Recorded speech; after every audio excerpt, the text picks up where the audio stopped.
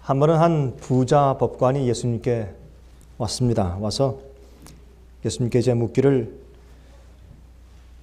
선생님, 우리가 어떻게 해야, 내가 어떻게 해야, 무슨 선한 일을 해야 영생을 얻겠습니까? 그렇게 물었습니다. 그때 예수님께서 이제 그 생명에 들어가기 위해서 계명들을 지켜라, 그렇게 대답하신 장면을 우리가 잘 알고 있습니다. 그때 이 부자 법관이 묻습니다. 아주 자신만만한 태도로, 무슨 계명입니까? 내가 아직 안 지킨 것이 있으면 좀 말씀해 주십시오. 그렇게 하니까 예수님께서 5째부터 10째까지의 인간과 인간 사이의 계명에 대해서 예수님께서 언급하셨습니다. 그리고 말씀하시기를, 이 계명들을 지키면 내가 생명에 들어갈 것이라고 말씀하셨습니다. 그러니까 이 청년이 그렇게 말했죠. 내가 이것을 다 지켰습니다. 아직도 무엇이 부족합니까? 그렇게 말하니까 예수께서 내가 온전하고자 할진대 내 소유를 팔아 가난한 사람들을 다 주고 와서 나를 쫓으라 됐습니다. 그때 아주 슬픈 장면을 목격했죠. 그래서 어떤 분들은 말하기를, 성경에 나오는 장면 가운데 가장 큰 장면 가운데 하나가 바로 이 말씀이다 라고 말했는데, 이제 성경 말씀에 그 청년이 재물이 많음으로 이 말씀을 듣고 근심하며 가니라 그랬습니다. 이 장면을 보고 나서 말이죠, 물론 이제 그 내용의 뜻을 우리가 잘 알죠. 사실 모든 계명들을 다 지킨다고 했지만, 그러나 마음속에 이기심이 충만해 있고 주님께서 원하시고 하나님께서 원하실 때 자기의 모든 것을 다 바쳐서 굴복할 정도의 마음이 없기 때문에 사실은 그가 계명을 지킨 것이 아니었죠. 그래서 그가 지키는 줄 알았지만은 참으로 계명을 지키는 정신이 없는 것을 주님께서 이렇게 드러내 보이신 것을 우리가 잘 압니다. 그런데 이제 그러한 모습을 옆에서 누가 보았습니까? 12 제자들이 지켜본 겁니다. 그 중에서 특별히 누가요? 베드로가. 이 충동적인 베드로가 이런 순간을 놓칠 리가 없습니다. 주님께 이제 그걸 다 포착한 다음에 그 청년이 근심하며 돌아가자마자 묻습니다. 예수님, 그러면 우리는요? 우리는 우리가 가진 모든 것을 다 버리고 주님을 쫓았습니다. 그러면 우리에게 무엇을 주시옵니까? 우리가 무엇을 얻을까요? 그때 예수님께서 하신 예화가 마태복음 20장에 있는 포도원의 비유입니다. 우리가 이 포도원의 비유에 대해서 이해할 때 이전에 예수님께서 어떠한 환경에서 왜 그 얘기를 하셨는지를 이해하면 그 말씀의 뜻을 우리 마음 가운데 깊이 깨달을 수가 있습니다. 우리 다 같이 펴서 보시겠습니다. 마태복음 20장 1절부터 16절까지 있는 말씀을 펴서 같이 읽어보도록 하십시다. 마태복음 20장 1절부터 16절까지입니다. 예수님께서 비유를 말씀하실 때 천국은 마치, 그런 식으로 말씀을 많이 하셨습니다. 천국은 마치. 그 천국은 마치 하는 것은 우리가 천국에 들어가기 위해서, 구원 얻기 위해서 주님께서 우리를 이렇게 취급하신다고 하는 하나님의 인간을 취급하심을 가르쳐주고 하늘의 제도에 대해서 설명해 주시는 것이 예수님의 비유였습니다. 그래서 1절에 말씀하시기를, 천국은 마치 품꾼을 얻어 포도원에 들여 보내려고 이른 아침에 나간 누구와 같으니 했습니까? 집주인과 같으니. 그래서 여기에 이 비유의 초점은 집주인이시지 일꾼들이 아닌 것을 우리가 알 수 있습니다. 이 비유의 초점은 바로 이렇게 포도원에 일꾼들을 들여보낸 집주인과 같으니 그랬습니다. 집주인과 같으니 그랬습니다.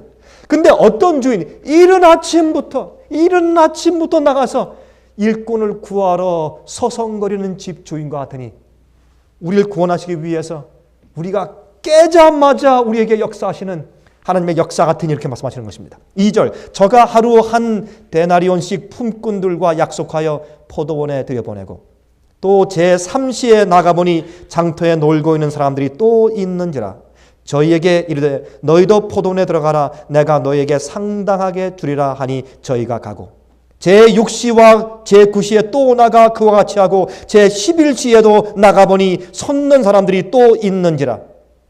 가로되 너희는 어찌하여 종일토록 놀고 여기 섰느뇨. 가로되 우리를 품꾼으로 쓴 이가 없음이니이다. 가로되 너희도 포도원에 들어가라 하니라.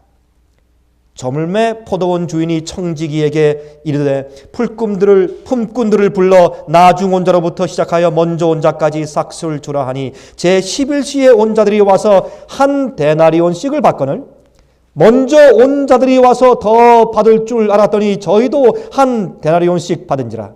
받은 후 집주인을 원망하여 가로되 나중 온 이 사람들은 1시간만 일하였거늘 저희를 종일 수고와 더위를 견딘 우리와 같게 하였나이다. 주인이 그 중에 한 사람에게 대답하여 가로되 친구여 내가 내게 잘못한 것이 없노라. 내가 나와 한 데나리온의 약속을 하지 아니하였느냐? 내 것이나 가지고 가라. 나중은 이 사람에게서 나중은 이 사람에게 너와 같이 주는 것이 내 뜻이니라. 내 것을 가지고 내 뜻대로 할 것이 아니냐? 내가 선함으로 내가 악하게 보느냐? 이와 같이 나중된 자로서 먼저 되고 먼저 된 자로서 나중되리라. 여러분, 제가 특별히 설명을 하지 않아도 이 말씀만 읽어도 우리 마음이 가슴이 뭉클할 정도로 감동이 들어옵니다. 하나님은 이런 분이십니다. 한마디로 얘기해서 여기에 먼저 온 자들에게 하루의 품삯을 한 데나리온을 주겠다고 약속했습니다. 그런데 예수님 당시에 한 그 젊은 힘센 장정이 나가서 일할 때 받는 하루 품삯이 한 데나리온이었습니다. 예수님 당시 조금 전에 살던 힐렐이라고 하는 그 유명한 옛날 그 유대인 랍비는 이런 자기 책에서 이런 경험담을 썼어요. 자기가 바벨론에 이민 갔다 돌아온 가정에서 태어났기 때문에 몹시 가난했는데 이제 돌아올 때 예루살렘까지 걸어왔다는 얘기를 쓰고 그 다음에 돌아와서 이제 일할 때 예루살렘 거리에서 일을 했는데 하루의 품삯을 그 당시에 반 데나리온을 받았다고 이렇게 이제 책에 썼습니다. 그래서 그 반 데나리온을 하루의 품삯을 받으면 4분의 1 데나리온은 자기 학비로 쓰고 또한 나머지 4분의 1은 식구들이 먹고 사는 일에 썼다고 이제 말을 하고 또한 너무나 공부하고 싶어서 이제 학비가 떨어졌을 때 학교 창문 뒤에서 좋은 겨울날 창문 뒤에서 이제 그걸 듣다가 동사에 걸리고 얼어 죽을 뻔한 그런 얘기를 이제 쓴 책을 제가 과거에 한번 읽은 적이 있습니다. 그래서 예수님 당시에 하루의 장정의 벌이가 품삯이 한 데나리온이었습니다. 그것은 꽤 적지 않은 그런 품삯이었습니다. 그런데 여기에 문제가 있습니다. 이 주인이 일하러 온 일꾼들에게 자기가 약속한 임금을 주지 않아서가 아니라 늦게 온 자들과 먼저 온 자들과 똑같이 봉급을 준 데서 문제가 생긴 것입니다. 그렇죠? 그래서 여기에 문제는 하나님께서 봉급을 약속한 대로 주지 않았기 때문에 불공평한 것이 아니라 일을 많이 한 자와 적게 한 자를 똑같이 봉급을 준 데서 문제가 생기는 것입니다. 여러분 아십니까? 그것이 바로 우리의 문제입니다. 하나님은 공평하신 분입니다. 그런데 우리는요, 저 사람보다 내가 더 많이 일했기 때문에 I deserve it better, more 하기 때문에 나는 좀 더 많은 보상을 받아야 된다고 느끼기 때문에 문제가 생깁니다. 그것 때문에 싸움이 생기고 그것 때문에 문제가 있습니다. 그런데 여러분, 이 얘기는요, 여러분과 저에게 모두 다 해당되는 얘기입니다. 이건 모든 그리스도인들에게 해당되는 이야기입니다. 여러분 한번 생각해 보십시오. 봉급을 주는데 주인이 또요, 제일 나중에 온 자부터 줘요. 그렇죠? 제일 마지막에 온 자를 먼저 오라 그래서 그들에게 봉급을 줍니다. 그러면 제일 먼저 온 자들, 아침 일찍부터 와서 일하는 사람들 느끼기를, 여기는 서열도 없나? 여기는 선배도 없고 노동조합도 없나? 아마 그런 느낌을 느꼈을지 모릅니다. 그런데 성경은 말하기를 천국은 마치 이와 같은 일을 했어요. 하늘의 시스템은 이 땅에 있는 시스템과 다릅니다. 우리가 이해하는 것과 하늘은 다르게 역사해요. 그래서 설명해 주시는 것입니다. 우리 이 땅의 시스템은 말이죠. 영어로 말하면 you get what you earn. You earn what you get. 내가 일한 대로 보상을 주는 것입니다. 근데 하늘은 그게 아니에요. 하늘은 그것이 아닙니다. 하늘은 도대체 어떻게 역사하는가, 그것을 좀 알기 위해서 잠깐 연구해 보도록 하십시다. 여러분, 교회사를 쓸 때, 책을 쓸 때에 어떤 책을 저술할 때 가장 저술하기 어려운 책이 교회사랍니다. 교회사. 교회사 역사를 쓰다가 각 교파마다 교회사가 있지 않습니까? 한국의 장로교 역사, 한국의 침례교 역사, 한국의 무슨 교회 역사, 이렇게 교회 역사책을, 교회사책을 쓸 때, 교회사를 쓸 때 그렇게 힘들대요. 교회사를 쓰면 말이죠, 전화가 어떻게 오는지 내 이름을 빠뜨리면 안 됩니다. 내 조부의 이름을 빠뜨리면 안 됩니다. 아니, 나는 이렇게 고생했는데 어떻게 저 사람 이름은 들어가고 내 이름은 빠졌습니까? 그 사람은 한 페이지고 나는 어떻게 반 페이지입니까? 이럴 수가 없습니다. 이렇게 해서 항의가 너무 빗발치기 때문에 교회사를 기록하는 것처럼 힘든 일은 없다는 얘기를 제가 과거에 들은 적이 있습니다. 그게 우리 문제입니다. 첫 번째, 여러분, 이 포도원의 비유 중에서 주님께서 무엇을 말씀하시는지, 첫 번째 우리 한 가지 알 것은 하늘의 상급과 우리의 상급 제도가 다르다는 것입니다. 노동의 대가로 보상하는 것이 이 땅의 제도입니다. 공부를 잘하고 성적이 좋으면 좋은 학교 보내주는 것이 이 땅의 제도지만 하나님은 그렇게 하시지 않습니다. 하나님은 어떠한 사람이 가장 남을 잘 봉사하고 헌신할 수 있는지를 보십니다. 그리고 그가 주인을 섬기는 마음의 태도와 동기가 어디에 있는지를 보시고 결정하십니다. 오늘날 이 세상에서 많이 주님 위해서 일했지만은 하늘 가지 못할 그리스도인들이 참 많이 있을 것입니다. 하늘에 가서 우리가 깜짝 놀랄 일이 두 가지가 있다고 그렇게 말들을 합니다. 첫 번째, 어떻게 저 사람이 이곳에 왔는가? 두 번째, 어떻게 그 사람이 못 왔는가? 두 가지래요. 그게 그렇게 하늘에 가서 놀랄 두 가지 일 가운데 속한답니다. 참 그럴듯한 얘기예요. 그렇죠? 여러분, 하늘의 상급은 하나님의 은혜에 기초된 것이지 우리의 노동의 대가가 아니라는 겁니다. 그게 이 비유의 가르침이에요. 우리가 하늘 가게 된 것은 우리가 이 땅에서 열심히 일한 대가가 아니옵시다. 내가 이 땅에서 100명 침례 주었기 때문도 아니고 내가 목사로 일했기 때문도 아니요. 내가 하늘에 가게 된 것은 예수님께서 나를 위해 이전부터 십자가에서 손을 벌리셨기 때문입니다. 내가 죄인 됐을 때 주님께서 들어와서 일을 하라고 불러주신 은혜 때문에 하늘에 있는 것이에요. 우리가 주님의 포도원 안에서 지금 일하고 있는 이유는 주님께서 불러주셨기 때문에 감사한 마음으로 일하는 것이지 내가 이래서 얼마 받을까? 그것이 아니라고 말입니다. 그것을 좀 설명하시는 것입니다. 지금 이 근심하며 돌아간 부자 법관을 보고서 야, 이때다. 주님, 나는 어부 직업 버렸습니다. 금을 버리고 배도 버리고 난 자식들도 가끔밖에 못 만나고 가족까지 팽개치고 와서 주님 따르는데 나의 보상은 무엇입니까? 묻는 그 베드로에게 주님께서 그가 두고 씹고 씹으면서 생각하고 이해할 수 있도록 하기 위해서 주님께서 비유로 말씀하십니다. 비유로. 그래서 이 비유의 이야기는 포도원의 비유로 우리에게 하나님께서 우리를 어떻게 취급하시는지를 깨닫게 하시는 겁니다. 우리가 헌신하고 희생 많이 하고 핍박 많이 당하고 영혼들을 많이 구원했기 때문에가 아니라 모든 것이 하나님의 은혜라는 겁니다. 그래서 우리가 한참 주님을 위해서 신앙생활을 하다 보면 무엇이 없어지는 줄 아십니까? 십자가가 사라져요. 그리고 내가 일한 데 대한 보상을 자꾸 생각합니다. 내가 이 교회에서 이렇게 열심히 일하는데 남들이 나를 그만큼 인정해주지 않는다. 어떤 재직을 뽑는 선거 때가 오면 난리가 납니다. 교회마다. 난리가 납니다. 여러분 왜 그렇습니까? 한참 주님 위에 살다 보면 자기가 주님 앞에 와서 섬기고 있는 가장 중요한 기본적인 이유인 십자가가 사라지고 보상만 눈에 보이는 겁니다. 물론 심리적으로 그런 경우들이 있죠. 어떤 사람들은 자기의 부족함을 많이 느끼기 때문에 남이 자기를 자주 불러주고 자주 대하고 자주 전화해주지 않으면 섭섭하게 생각해요. 그런 것들은 교만보다 요즘엔 이 사람들의 신경이 쇠약하고 약해져가지고 남들이 나한테 잘해주지 않으면 굉장히 불안하게 되기 때문에 불평하는 경우들도 있는 것을 제가 이해합니다. 그러나 또 많은 경우에 사람들이 마음 가운데 자기가 일한 것 때문에 그 마땅한 보상을 받지 못할 때 분노하는 것입니다. 분노하는 것입니다. 당신이 이럴 수가 있어! 이렇게. 그것 때문에 우리가 참 문제가 많은 것을 우리가 알 수 있어요. 개인적인 생활 가운데 그것 때문에 참 문제들이 많습니다.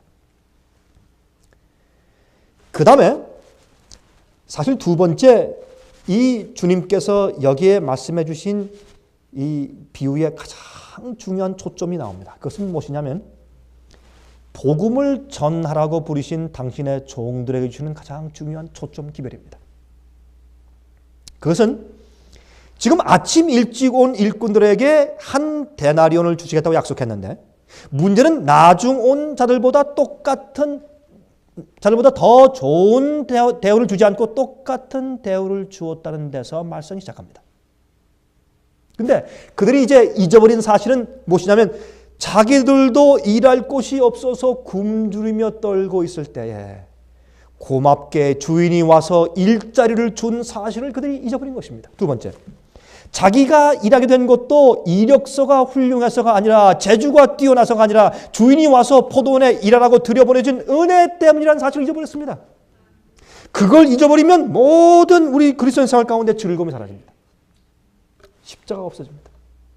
그 다음부터 이 세상의 시스템에 어울려서 You get what you earn, you earn what you get. 노동의 대가로 사는 사람이 되어버리고 마는 것입니다. 천국은 마치 이러한 주인과 같으니, 다시 말해서 그러한 하나님 속에서 우리가 천국을 보는 겁니다. 제가 처음에 미국에 이민 왔을 때 27년 전 얘기입니다. 이젠 가만히 서 보십시오. 28년이 되어갑니까? 이제 27년이 지나서 28년이 되어갑니다. 참 오랜 세월이 지났습니다. 그래서 미국 사람들이 저한테 가끔 묻습니다. 어떤 사람들이 만나서 How long have you been in this country? 이 미국에 얼마나 계셨습니까? 제가 말합니다. Too long, too long. 답변을 안 해요, 더 이상. Too long. 너무 오래 있었습니다. 처음에요. 제가 당신이 미국에 온 지 얼마 됐습니까? 5년밖에 안 됐습니다. 그러니까 영어를 참 잘하시네요. 그래요, 저한테. 미국에 온 지 얼마 되셨습니까? 10년 됐습니다. 영어를 참 잘하십니다. 지금은 말이죠. 얼마 됐습니까? 27년 됐습니다. 그러면 아무 말도 안 해요. 아무 말도 안 해요, 이제. 너무 오래됐기 때문에. 그런데 처음에 제가 미국에 왔을 때 참 우리가 제 마음 가운데 빨리 가서 공부하고 싶은 욕심이 제 마음 가운데 가득 있었지만 공부할 수가 있습니까? 뭐 학자금이 있어야 또 당장 살아야 되니까. 처음에 이제 이 직장을 얻어서 좀 일 좀 하기 위해서 직장 얻으려고 할 때, 그 직장 없는 서러움, 그거 참 어렵대요. 전 지금도 기억합니다. 저희 집사람이 간호원으로 이제 취직을 하기 위해서 이것저것 다니면서 뭐 처음에 와서 뭐 영어를 합니까? 뭐 누가 말하면 인터뷰할 때 말을 알아들을 수 있습니까? 이것저것 다니면서 이제 인터뷰하고 나올 때 벌써 저희 집사람의 그 눈가에 눈물이 약간 고여 있어요. 벌써 알죠. 물어볼 수도 없어요, 제가. 또 슬퍼할까 봐. 그래서 그 참 직장이 없어서 우리가 참 서글퍼하던 그때를 좀 지금도 기억합니다. 아마 여러분들 그런 과거가 다 있으셨을 거예요. 밖에서 서성거리던 우리를 그러한 우리에게 오셔서 하늘을 버리고 예루살렘 성밖 갈바리라고 하는 곳까지 나오셔서 우리를 불러들여 주신 그 사랑 때문에 우리는 오늘 이 자리에 앉아 있는 것입니다. 우리에게 나오셔서 천국의 열매를 맺게 하는 하늘 포도원의 일꾼들로 불러주셨기 때문에 우리가 여기 있는 것입니다. 그 사실을 우리가 이해하면 사실은 우리가 그리스도인 생활 가운데 문제가 없습니다. 아무런 불평이 있을 수가 없습니다.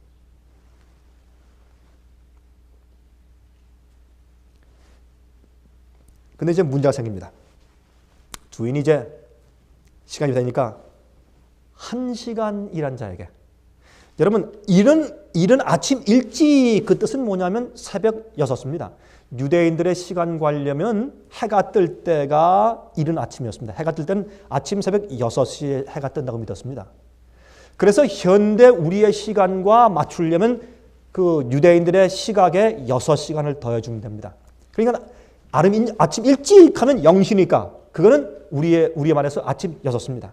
아침 6시에 나가서 지금 혹시 누가 자기들을 고용해 줄까 하고 기다리는 사람들 이 주인이 데리고 지금 집에 가서 포도원에 들어가서 지금 추수됩니다. 추수할 때니까 빨리 해가 지기 전에 12시간 안에 빨리 추수해야 됩니다. 들여보내서 지금 추수를 시키는 것입니다. 일을 시키는 것입니다.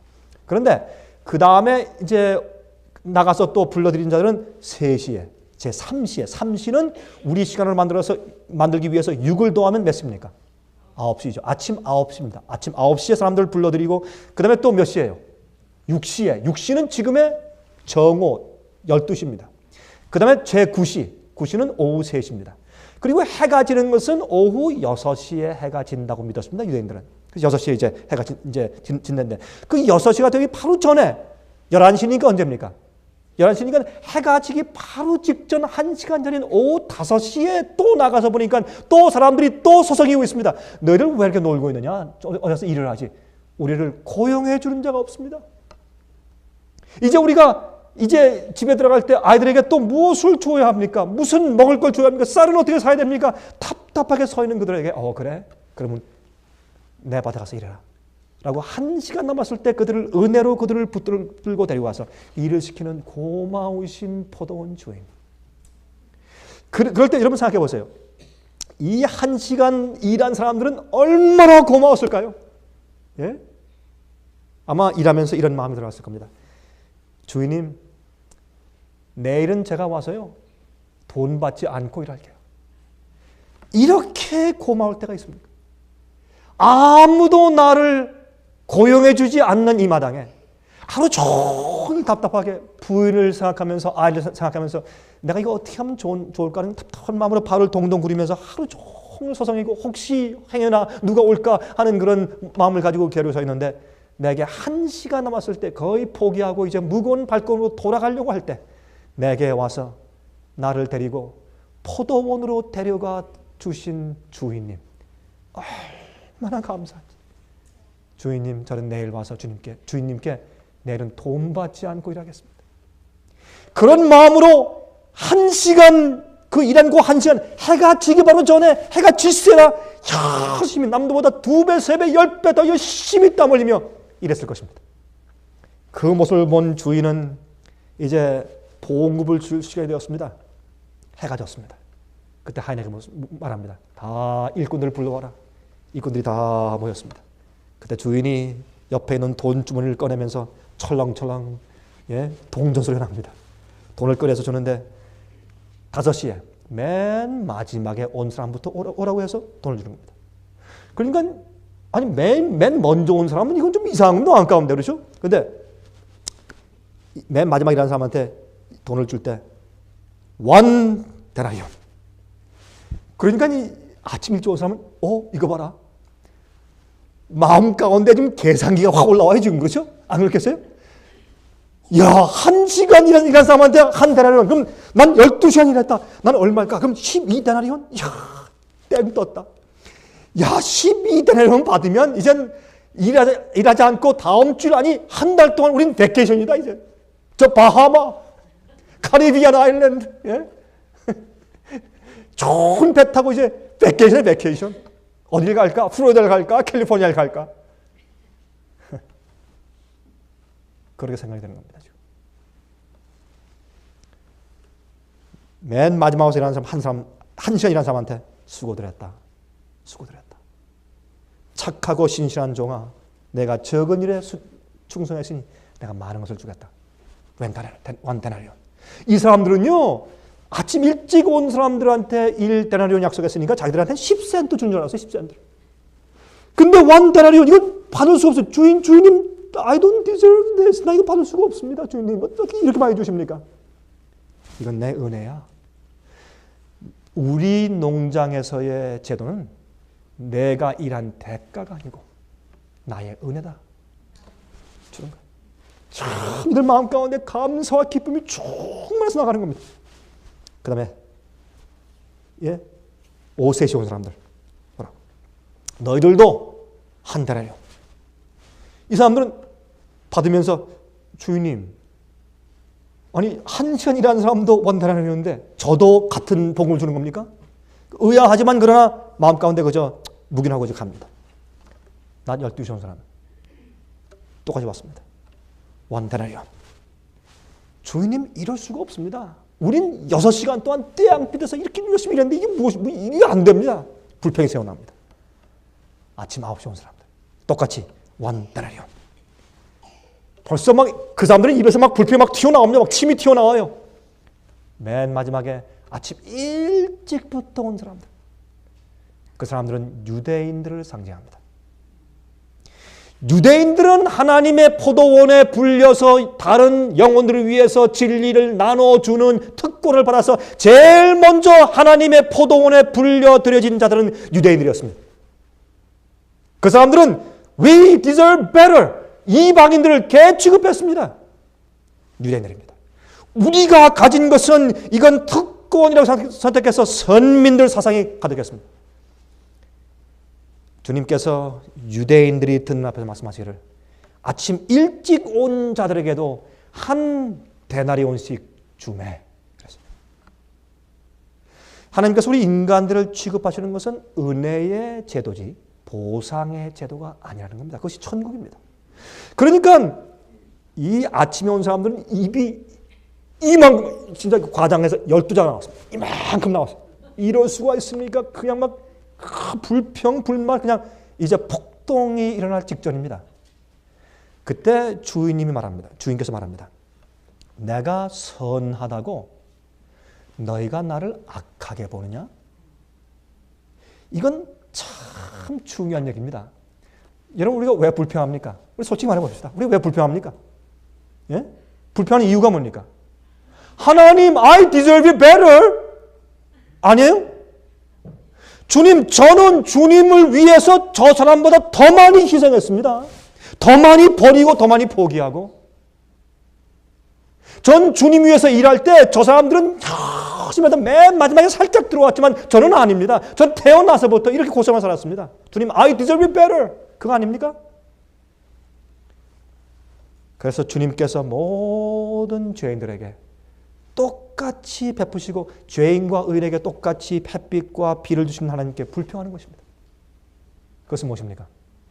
예수님께서 말씀하신 것처럼 내가 선하다고 너는 나를 악하게 보느냐? 그렇게 말씀하시는 겁니다.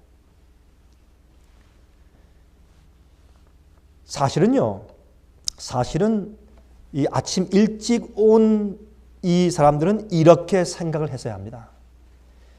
참 밖에서 서성거리고 짭이 없어서 고생하는 우리에게 하나님께서 우리를 이렇게 미리 불러주셔서 일하게 하셨으니 얼마나 감사한가. 저렇게 좋으신 주님, 저렇게 좋으신 주인, 저렇게 좋으신 주인을 위해서 나는 12시간 동안 일할 특권을 받아서 이리 와서 이렇게 즐거웠는데 저기는 저 영혼들은 불쌍하게 1시간밖에 그 특권을 사용하지 못했다. 얼마나 안 됐는가? 나는 이렇게 좋은 주인 위해서 12시간 동안 일해드리는 이런 특권을 가지고 즐겁게 나는 살았는데 저 사람은 2시간, 3시간, 1시간밖에 없었으니 참 안 됐다. 얼마나 참 안 됐나? 이건 얼마나 혁명적인 이야기입니까? 그렇죠? 예수께서 이 비유를 말씀하신 이 내용 속에는 우리가 지금 어떻게 살아야 될 것을 말씀하시는 거예요. 어떤 동기로 주님을 섬기고 어떻게 살아야 될 것을 말씀하시는 거예요. 그런데 왜 이렇게 오늘날 교회 안에서 왜 이렇게 보상제도에 대한 관념이 많은지 모르겠어요. 그래서 그만한 대접을 받지 못할 때 사람들이 불평하는 것입니다. 이것은 주님을 모르는 것입니다. 난 이렇게 떼약볕 아래서 힘써 일해왔는데 좀 더 주셔야 합니다. 여러분 그러나 바울은 그렇게 말하지 않았습니다. 바울은 말하기를 나의 나 된 것은 하나님의 은혜로 된 것이니 그가 교회를 많이 세웠다고 자랑하지 않습니다. 그는 항상 어디를 기억합니까? 다메섹 길에 그리스도인을 잡아 죽이고 핍박하러 가던 죄인을 하늘에서 빛을 비춰서 말에서 떨어지게 하시고 눈을 멀게 하시고 그게 성령으로 가르치시고 아나니아를 만나게 하시고 회개케 하신 다메섹으로 가던 길을 늘 기억해 하십니다. 그래서 그걸 알기 때문에 사도 바울은 불평이 없습니다. 나의 나된 것은 하나님의 은혜로 된 것이니 나는 죄인의 괴수라고 얘기했습니다. 나는 죄인의 괴수라고 말하는 것은 그가 그 당시에 죄를 계속 짓고 있기 때문에 죄의 괴수가 아니라 그가 구원받은 하나님의 은혜가 그렇게 크기 때문에 나 같은 사람은 이 세상 어떤 죄인보다 더 큰 죄인이었다는 사실을 그가 인정하는 가장 겸손한 태도의 표현이었습니다. 여러분, 저는 예수님께서 부활하실 때요, 그 부활하신 장면을 가만히 보면 참 감동이 됩니다.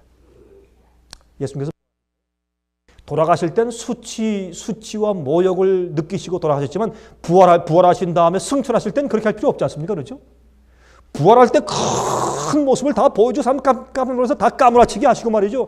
승천하실 때 말이죠. 막 아니 예루살렘 성전 꼭대기에 서가지고 자 부활한 다음에 그냥 천천만만 천사가 내려가지고 재림하듯이 영광의 빛이 막 나팔 막 쾅쾅거리고 그렇게 승천하시면 어때요? 예, 그러면 12 제자와 다른 사람 보고 속이 시원하게 그냥, 예? 저 봐라 말이지, 예? 너희들 감히 우리 핍박해서 저 봐라는 심정으로 예수님께서 그냥 막 현악을 막 키게 하고 막 찬송과 노래와 함께 큰 나팔 소리와 함께 예수님께 천천히 올라가 보세요. 얼마나 멋있는가. 그러면 예수님께서 33년 반 동안 이 땅에 당하신 수모를 하루 한 시간에 싹 다 씻어버리게. 근데 그게 우리 생각이에요.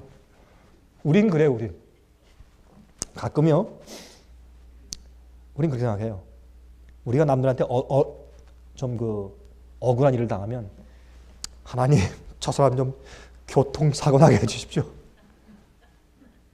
솔직히 그런 생각하는 사람이 우리입니다. 가만히 우리 동기 좀 헤아려 보십시오. 그만큼 우리가 천국과 우리 마음속에 있는 시스템이 다릅니다. 그걸 여기서 예수님께서 말씀하시는 겁니다.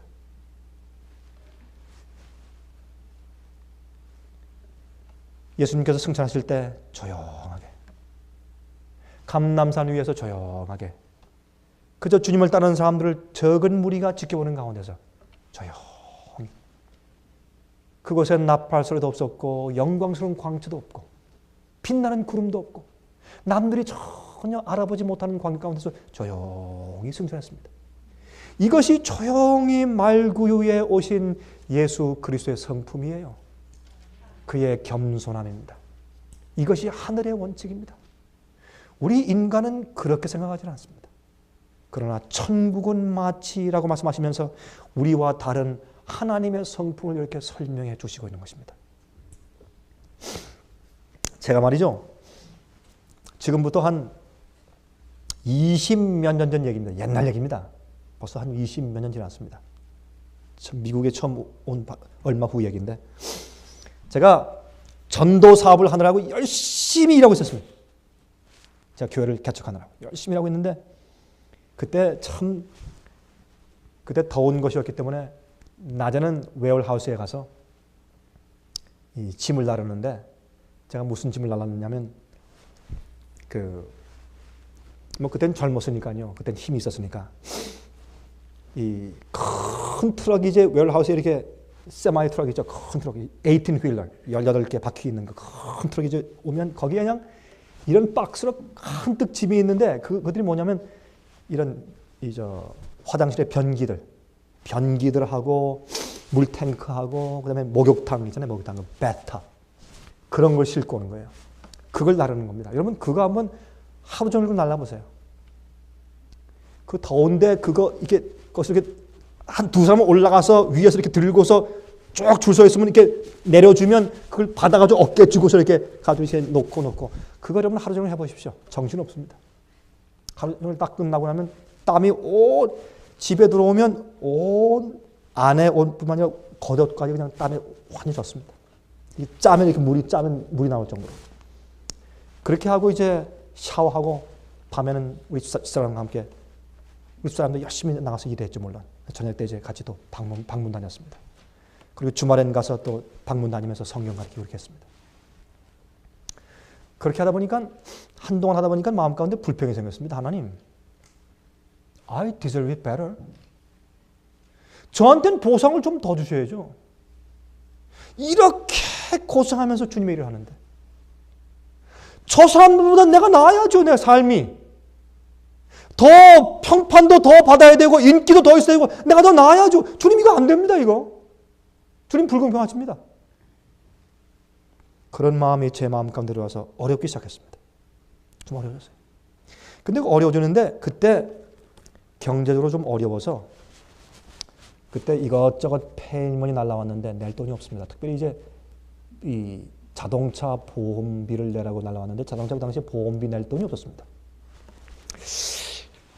그러니까 마음 가운데 은근히 불평이 생기더라고요. 참, 하나님 좀 너무하시다. 내가 이렇게 애써서 내가 아침 일찍부터 포동에 들어와서 내가 일했는데 어떻게 이제 1시간도 일 못한 사람들보다 내가 더 못하다. 그런 생각하고 있을 때 그때 한 번은 우체국에서 편지가 왔습니다. 우체국 이런 쪽지 놓고 왔어요. 우체국에 와서 뭘 좀 픽업해 가라는 겁니다. 노란 쪽지 이렇게 놓고 가죠. 그래서 무슨 또 편지가 왔나 해서 가니까 제 이름과 이렇게 주소를 묻더니 우체국 직원이 저한테 편지 한 봉투를 건네줘요. 그래서 그걸 받아가지고 뜯어보니까 1,000불 이상 되는 꽤 많은 돈이 체크가 속에 들어있어요. 여러분 지금도 그렇지만 옛날에 20몇 년 전에는 그게 그래도 큰 돈이었습니다. 그렇죠? 여러분 이해하시죠?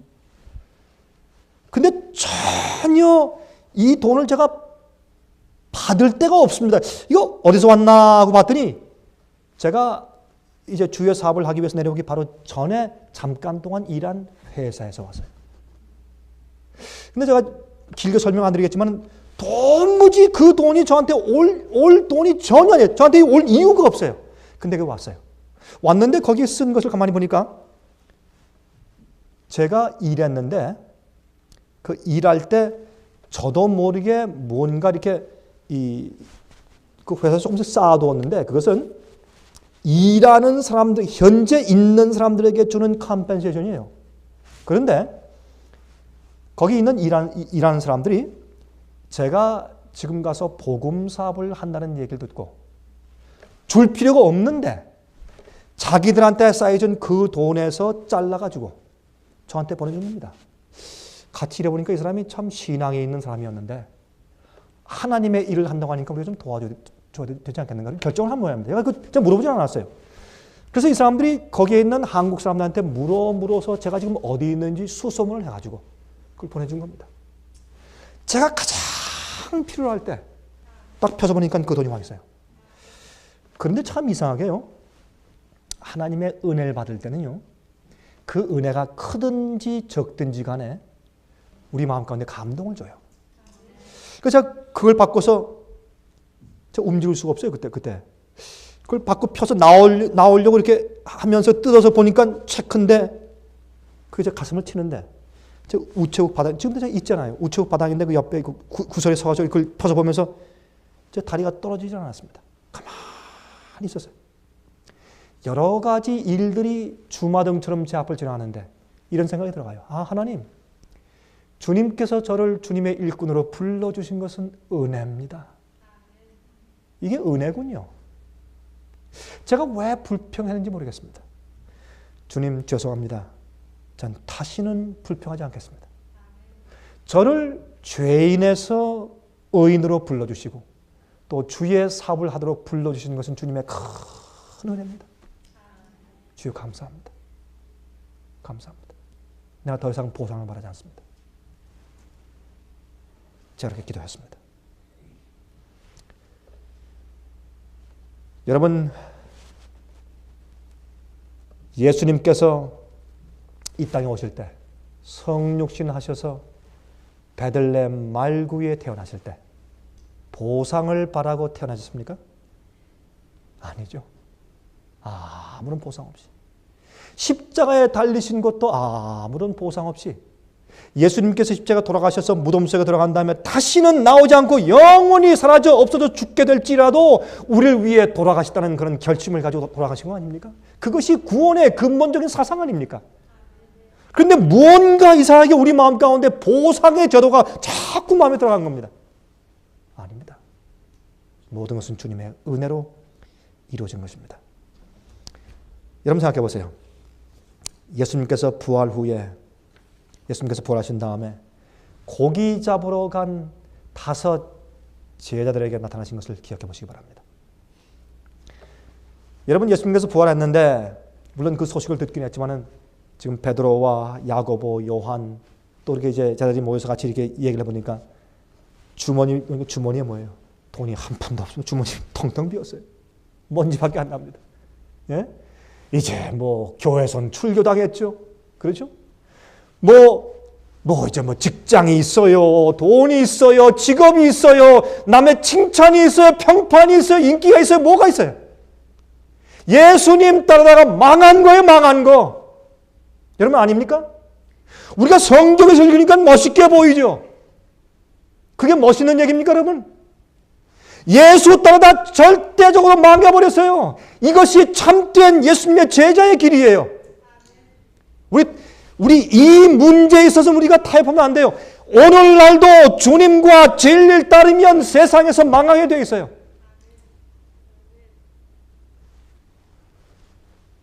물론 주님께서 축복하셔서 살게 하시는 것 있죠. 그러나 이 땅에서 우리가 주님과 진리 위해서 핍박받고 살지 않는 사람들은 타협하는 사람들이에요. 내가 올바로 살고 있지 않기 때문에 무언가 타협하기 때문에 남들에게 잘 보이기 위해서 비유 맞추기 위해서 살고 있기 때문에 내 생활이 안정스럽고 평안하고 아무런 문제가 없고 마귀의 공격도 없고 고난과 핍박이 없는 겁니다. 그건 사실입니다. 누가 무엇이라고 말을 해도 성경을 보면 그건 사실입니다. 세상에는 보십시오. 성경 66권 가운데서 핍박받지 아니한 주의 종들이 있나 살펴보시기 바랍니다. 일평생 동안 잘 되고 잘 먹고 잘 살고 주님 믿으면 예수님 믿으면 잘 된다. 복을 받는다. 아이들도 잘 되고 좋은 학교 가고 영생도 받고 세상에서 잘 되고 그렇게 살다가 편하게 잠들었다. 그런 사람이 있으면 성경에서 한번 찾아보시기 바랍니다. 여러분 히브리서 11장에 나오는 믿음의 노릇들을 한번 살펴보시기 바랍니다. 그런 자들이 있는가? 없습니다.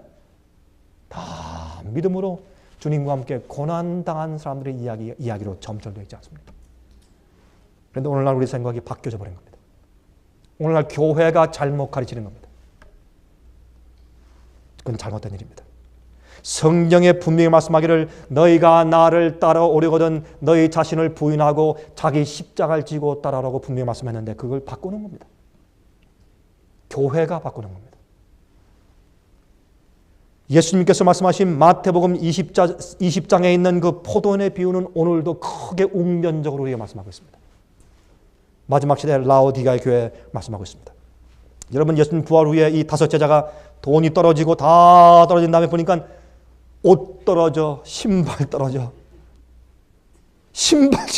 그 당시 샌들, 신발이 다 떨어지고 옷 떨어지고 이게 무슨 옷 살 돈도 없고 신발 살 돈도 없고 그래서 할 수 없이 어떻게 합니까? 베드로가 나는 고기나 잡으러 갈랜다. 형님 나도 같이 갑시다. 5명이 같이 동의해서 이제 그들이 이제 뭐 돈을 벌기 위해서 할 수 있는 것은 고기 잡는 것밖에 없으니까 고기 잡는 업으로 잔뼈를 굵었으니까 가서 이제 고기를 잡으러 이제 다시 갈릴리로 갑니다. 가면서 아마 마음 가운데 한심했을 거예요. 여러분 안 그랬겠어요? 한심했을 거예요. 여러분이시여 오순절 성령 받기 전까지 그들 마음 가운데 여러 가지 고통들이 있었습니다. 가면서 그랬을 거예요. 아유 요한 예 형님 참 우리 한심하다 그렇지. 열심히 메시아인 줄 알고 따르다 보니까 예수님이 메시아긴 메시아 틀림없는데 우리의 생각이 잘못되었으니까 따르고 보니까 신발 떨어져 옷 떨어지지 아무것도 없다. 그리고 그들은 고기를 언제 잡아야 되는지 알았습니다. 그래서 밤에 가서 고기를 잡는 겁니다. 밤에 가서. 왜? 밤에 고기가 잘 잡히니까. 잘 자라는 게 뭐 어릴 때부터 바닷가에서 자랐으니까. 밤에 가서 이제 남들이 다 잘 때 이제 고기를 잡으려고 그물을 던졌습니다.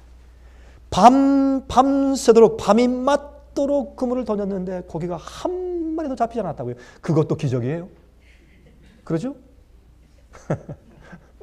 여러분, 어떤 때는 말이죠. 잘 되는 것도 기적인데 안 돼도 너무 안 되는 것도 기적이에요. 그렇죠? 하나님께서요, 우리를 구원하시고 우리 인도하실 때 우리를요, 고통과 실망 가운데 두시거나 아니면 망하게 하실 때요, 아주 바짝 망하게 해버리세요. 완전히 깨트려서 아주 그냥 납작하게 망하게, 그렇게 해야 우리가 구원받아요. 어떤 때는. 그래서 고기를 잡는데 단 한 마리도 안 들어오는 거예요. 세상에 이럴 수가 있어요? 밤에. 그렇게 기술 좋은 사람들에게.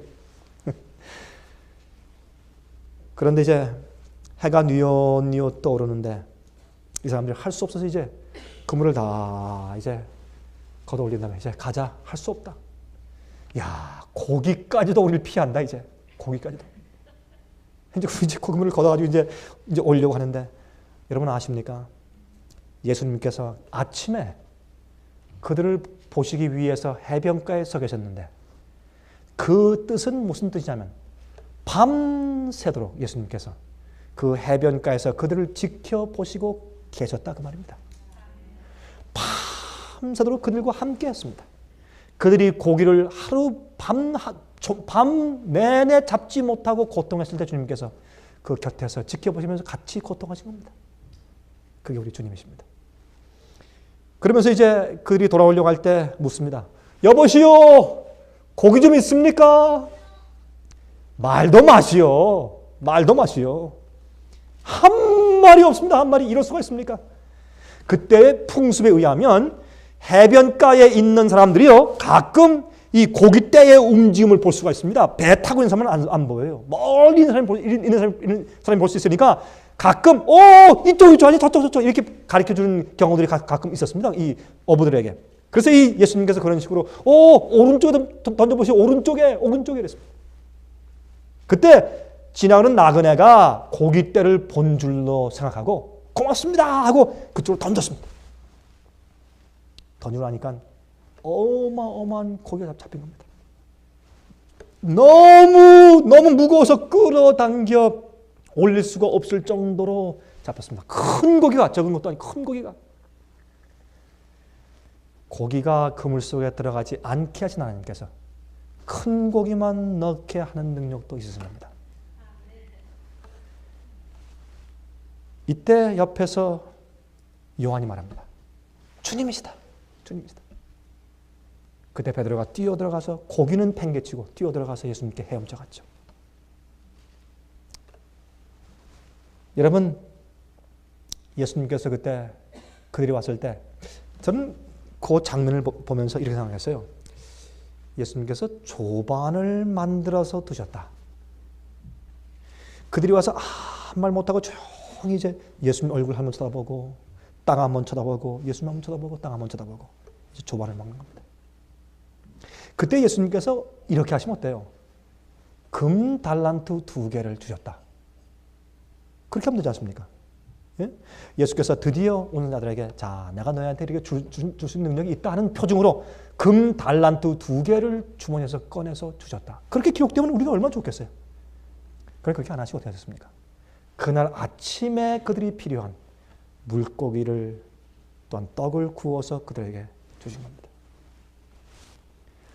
여러분, 이것은 우리에게 무엇을 의미합니까? 예? 이렇게 자상하고 이렇게 은혜스러운 주님, 그러나 그 주님께서 우리에게 필요를 채우실 때 무슨 필요요? 오늘에 필요한 그 필요만 주십니다. 그게 주님이세요. 주님은 이 땅에서 우리가 번영하도록 도와주시는 축복을 나눠주시려고 우리를 부르신 것이 아니에요.